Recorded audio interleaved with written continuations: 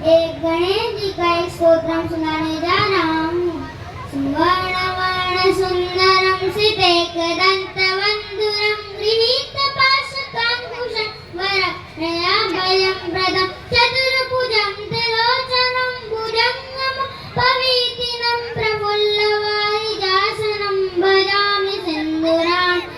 भजामि सिन्दूराननं किरीटहारकुण्डलं प्रदीप्तबाहुभूषणं प्रचण्डरत्नकङ्कणं प्रशोभितां त्रियष्टिकां प्रभातसूर्यसुन्दरावरं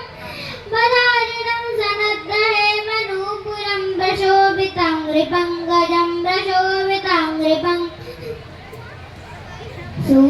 सुवर्णदण्डमण्डितं प्रचण्डचारुचामरं गृहप्रदेन्द्रसुन्दरं युगक्षणं प्रमोदितं कवीन्द्रचित्तरञ्जतं महाविपत्तिपं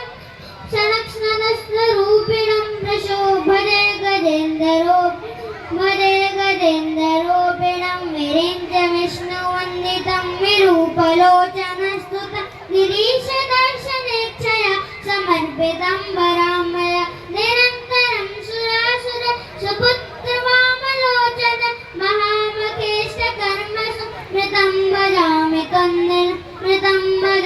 कन्दिन मदोज्ज्वलप्रचञ्चलालिकुञ्जमुञ्जिता